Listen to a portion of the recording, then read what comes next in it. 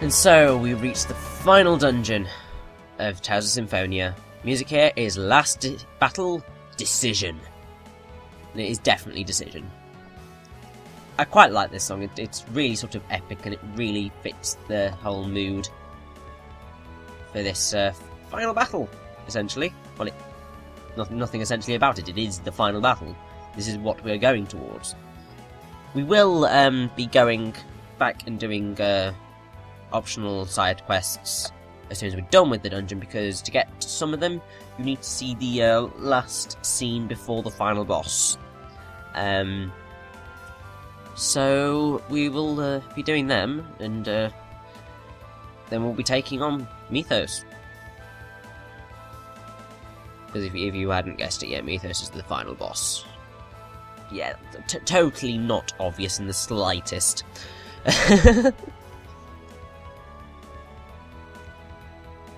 So, as I said before, most of this dungeon is completely optional, if I recall correctly, because all you really need to do is go up the stairs, battle the boss, and go straight on to the final boss.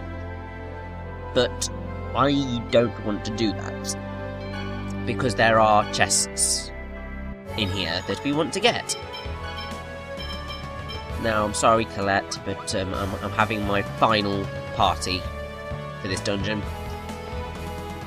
So, let's nearly get on with it. We won't have a skip for the rest of the dungeon, so don't worry about that one. But, yeah, it's like, whew.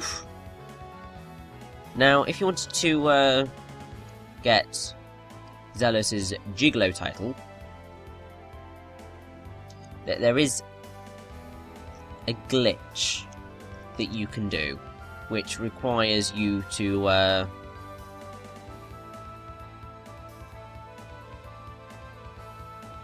get stuff. Right, okay, I've got it.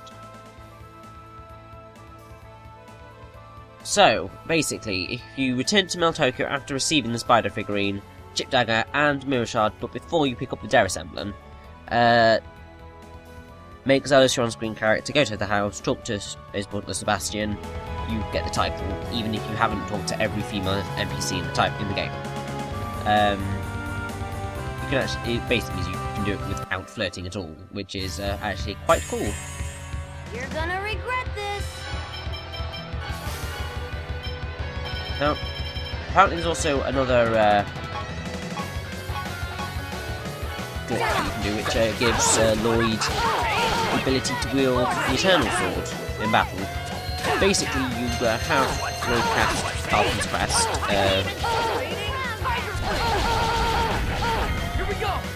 While casting Falcon's Crest, an enemy must kill you. The easiest way to do it is have Sheena cast Purgatory Seal on you, so you have no HP, and then use Falcon's Crest and someone's likely to kill you. When you're revived after dying during this Falcon's Crest, you should be wielding the Eternal Sword. I will never really try this, so yes. What other things have we got? Was that a bit too much? Oh yes, the Devil's Arm for Genis. You actually don't spend anything at all.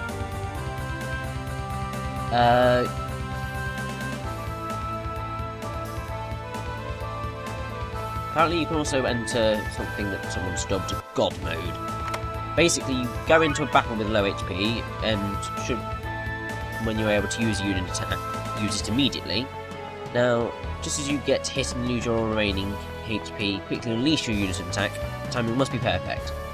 The character who unleashed the unit attack will continue the attack with 0 HP, and when the unit attack ends, your character will continue to fight with 0 HP. They'll still take damage, but they can't kill you. Apparently it isn't fixed for the PS2 version? Might be, we don't know. But allowed this person to destroy Shadow with only Lloyd. Also, don't make your healer heal you.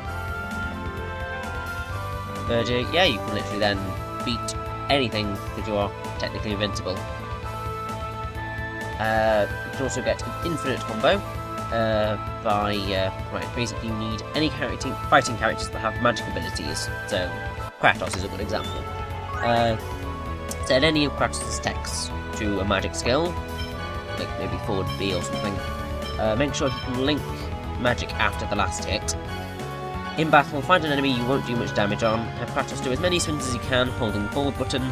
Right after the third or sixth hit, still holding forward, press B. Immediately cancel the spell with X and immediately press A again.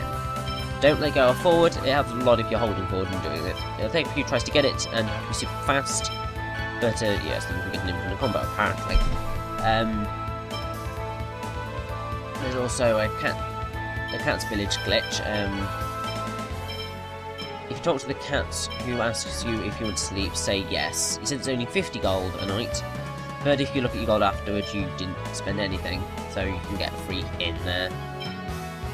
You can also get a long-distance hurricane/lightning attack. Have the character use Demon Fang from far away. When the Demon Fang hits, link to any of the moves like Hurricane Thrust, Lightning Blade, Super Lightning Blade. In the moment Demon Fang hits the target, the Lightning and/or Hurricane will hit the target, even if you completely missed that attack.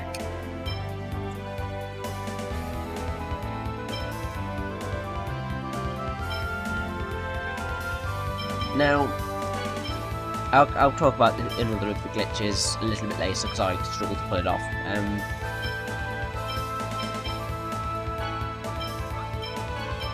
Now, basically sort of like, because this is the last dungeon, I think I'm just like trying to find the best setup for all my characters and stuff. So it works.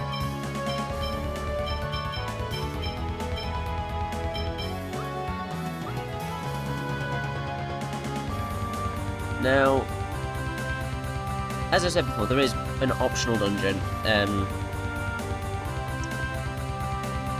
which I won't be doing because it's basically the most difficult dungeon in the game, and I can't solve it. Basically, it's the Curse of Niflheim. Basically, once you've obtained a particular item in this dungeon, you go to Sylvarant, examine the weird red book in the next room on the bookshelves at the library, then go to Heimdall and talk to the man near the windmill. After that, get back to Sylvarant, check the red book again, and you'll enter the dungeon. And at the end of it is a really difficult boss, I believe. So, yes. So that seems to be...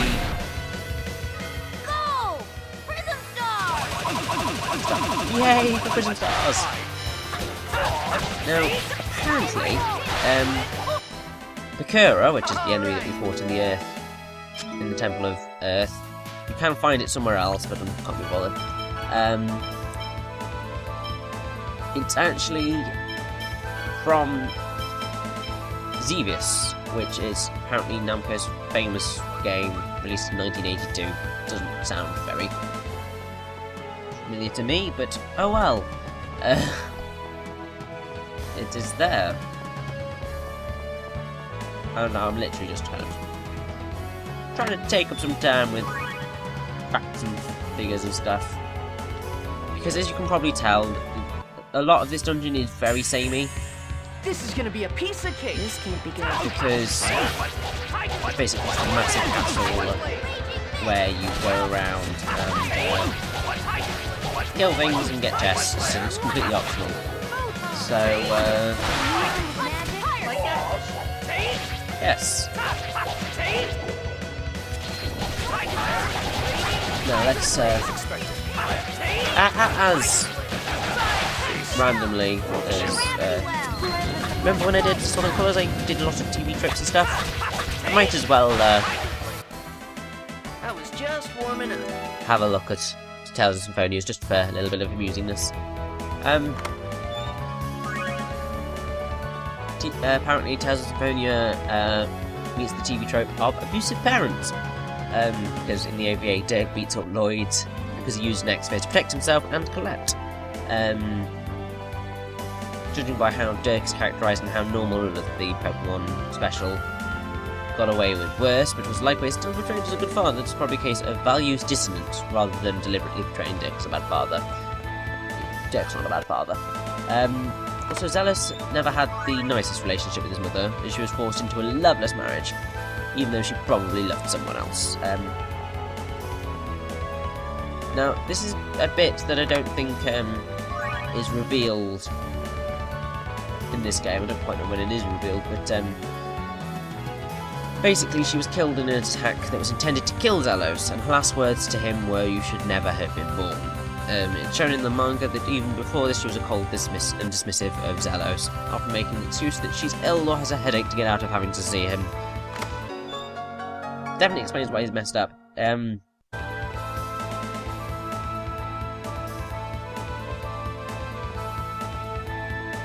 Now, obviously, Tales of Symphonia meets the trope of Aerith and Bob, which is basically sort of where you have in a fantasy setting, and people who have names in that you would see in real life, and names that are made up to sound exotic.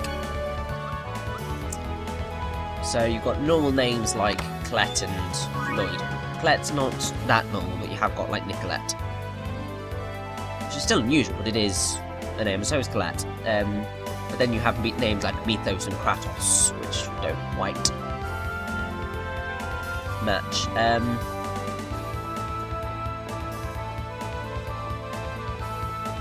Now, Tales of Fandom Volume 2 has skits that reveal the background of Ewan and Kratos before they became Mythos' companions.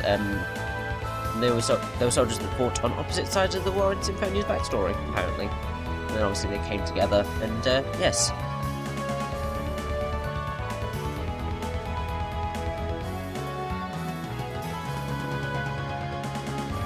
What are the joys can I get?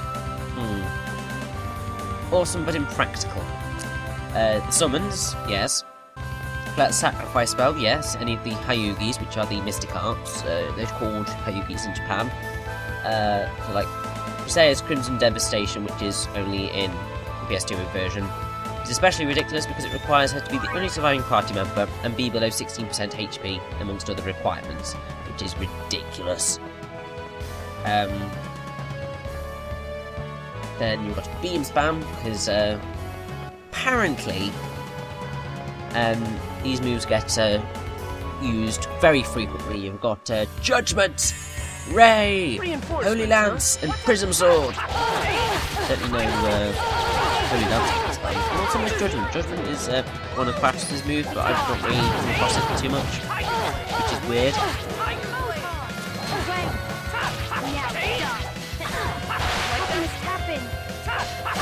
Now, the game is full of big damn heroes, which you probably guessed.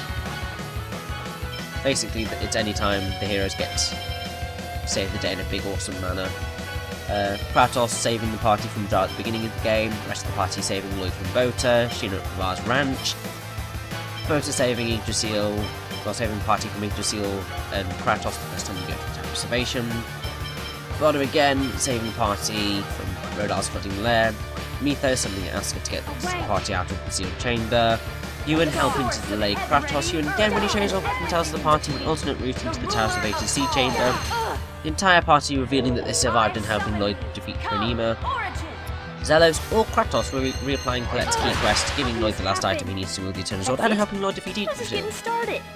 And Ewan saving Kratos after the latter sacrifices all his mana to release Origin's Seal. That was a lot.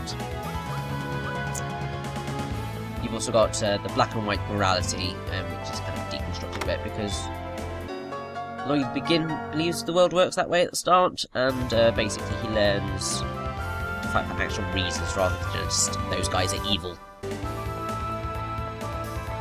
Also there's body horror, which is made particularly because there's the whole turning into a giant monster and taking form is made particularly explicit in the anime, because Alicia's transformation is exceedingly painful.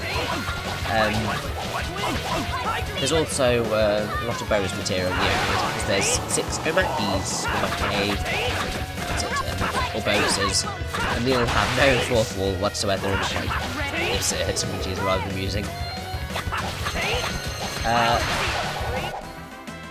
You've also got the Boomerang Bigot, which is the Pope.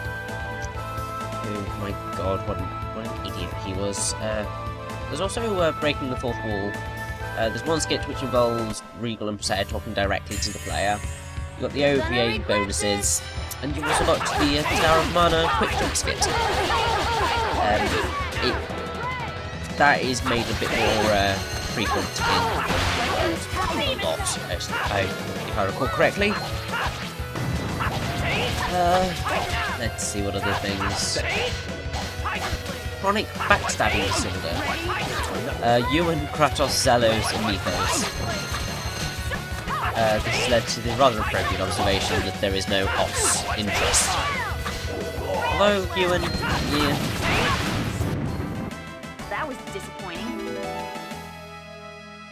What other? I have to say this is quite a big TV tropes page, which is quite cool. One called Crystal Dragon Jesus. Okay, that's a fun trope name. Any fictional religion, such as those found in medieval European fantasy, which possesses attributes stereotypically associated with Christianity, especially Roman Catholicism. Well, that's the Church of Martel in a nutshell, really. There's also a cultural cross-reference, because in the beach side quest, the names of the 4 girls you're supposed to find remind some people of a certain book series that is beloved by the Japanese. Okay, you've got bonus points to Joe apparently being a Bokuko here and having Amy be blonde. I'm not sure what book is this. I don't know. Yeah, you've got the whole cutscene powers to the max, because Kratos can kill people in cutscenes, stun them, block pretty much anything with a dramatic flash of light and single attack, and then in battle he doesn't quite so do that. Also, not to mention that a single demon found from Lloyd can horribly wound Magnus and Mythos in cutscene, and a fireball or 3 from Genis yield sim results. So yes, now basically we've got that the future stone and the other stone, and these bring up blocks. And basically what we need to do now is put these blocks onto the teleporter and push them into a thing in order. It's a quite cool puzzle, I have to say. And basically you've got to do it based on what the hints were, so just follow what I do and you'll be fine. Now, Tales of Symphonia is definitely a cause of damn you muscle memory, because going from a later game like Abyss, Innocence or Vesperia to Symphonia can be frustrating because Symphonia predated the free run. And also, in Symphonia by default, normal attacks are A, special attacks are B on the GameCube controller. In Vesperia, normal attacks are B, which is the right button, and special abilities are A, which is the bottom on the 360 controller, so it's a bit odd. Also, the game is dangerously genre savvy. Basically, sort of like villains.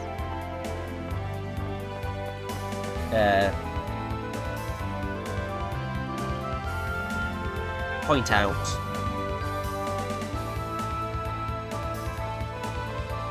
what another villain would fail at. I can't quite reveal this. I can't really explore this one just yet, but I will do when we get to it. What else have we got? Defeat means friendship, yes. Just about anyone you fight without killing ends up becoming your friend. Pretty much. The dev team thinks of everything. The status page for characters includes both first and last names. When you reach the event where Presea finds out that her sister was killed by a man called Master Bryant, Regal's last name conveniently disappears. Regal is the self-declared murderer. Yes, who he killed. Obviously, you know this by this point. Also, yes, you can get to Palma Costa by taking a bit from Isolde, or you can walk across the bridge in the other direction, go around the second continent in reverse order.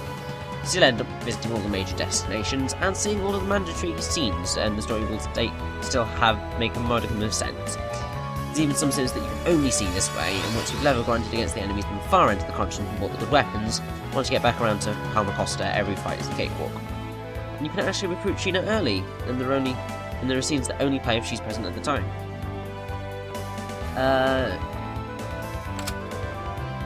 Now there are multiple final dungeons, in the sense that you've got the first visit to the Tower of Salvation in Sylvarant, then the second trip to the Tower of Salvation in Tethe'alla, and then after that it's Torrent Forest, although I guess this is technically the final dungeon. Doom's hometown. You've got Isalia, gets burned down. Hosea's hometown gets destroyed. Heimdall gets destroyed. Lewin gets destroyed. So... and Palma Costa gets destroyed, so pretty much loads get ridiculously changed.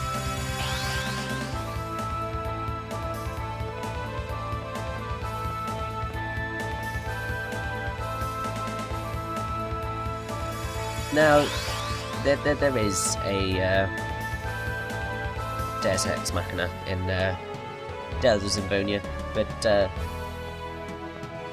it makes sense, so you will see that later.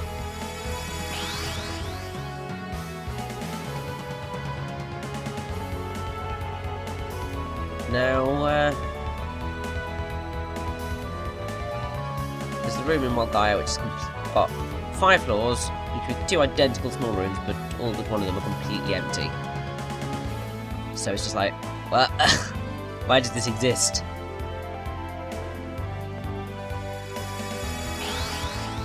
Well, it's also quite funny that people from Sylvarant and Tethe'alla still understand each other after 4,000 years of near complete separation. It's pretty amazing, seeing as they don't have different accents at all. But, yes.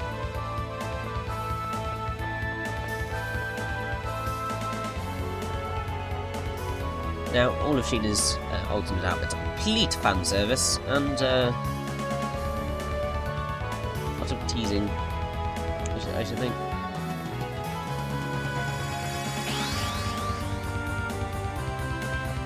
Right, what other things have we got? The initial party is classified as a 5-man band. We've got Lloyd, the hero, Genis the lancer, Kratos the big guy, Raine or Genis is the smart guy, Colette's the chick, and Sheena is the 6th ranger. Now because of that, we get the Sacred Stone, which is what we need to enter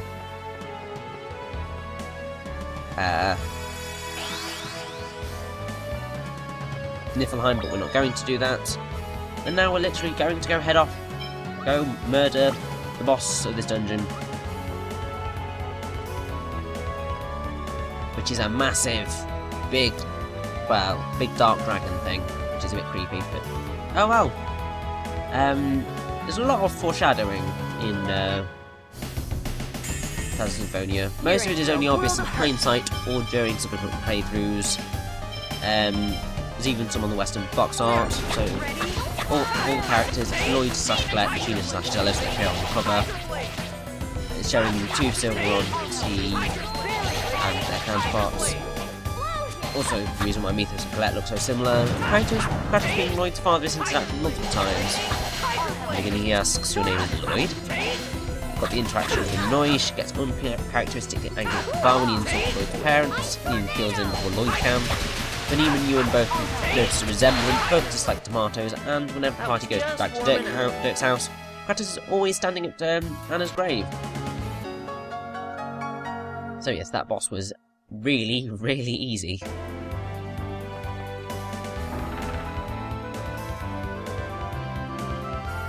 So basically the final boss is just beyond this room. If you go forward you get the final scene, and then we can go back. Mythos is just ahead. And the Great Seed should be there too. This is it, everyone. Are you ready? I'm ready. I'm prepared to accept whatever happens in the coming battle. And we will win. Indeed. Yeah, we're gonna win. For Mizuho, Corinne, and for all of you who believed in a coward like me. And for myself too. I don't want anyone else to make the same mistake I did. No one should have to think that he has to sacrifice his own life. Everyone should be able to live freely, no matter who they are.